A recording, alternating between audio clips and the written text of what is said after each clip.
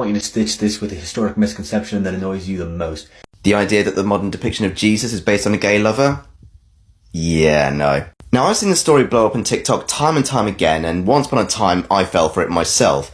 Until one day I tried to find a source to back up my own argument and found I probably should have done my research first. And the thing about research is that research doesn't just mean using articles to back up your side of the story. It means finding out the truth no matter what you previously thought. So the story goes that Leonardo da Vinci based his interpretation of Jesus on his gay lover at the time, Cesare Borgia. And later on, Pope Alexander VI would then have all depictions of Jesus destroyed and replaced with those that resembled his son. Now, I know most of you right now are thinking, hang on a minute, it was Michelangelo, not Leonardo. Well, if you try and research that version, you'll tend to find yourself getting bounced back to Leonardo because that's where the story came from. In fact, where did the story come from? French fiction writer Alexandre Dumas, the same man who wrote The Three Musketeers and The Count of Monte Cristo.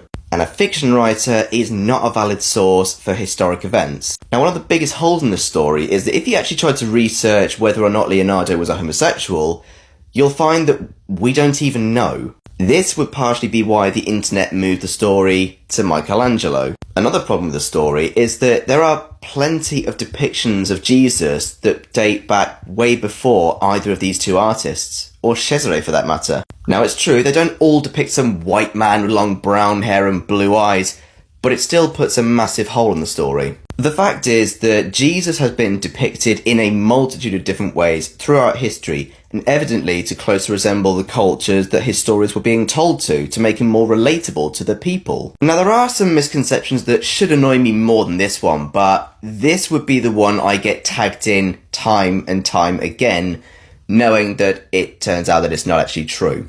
Now, I will end this video by pointing out that Jesus was clearly not a white man in the Middle East. If he had been, that would have been the miracle.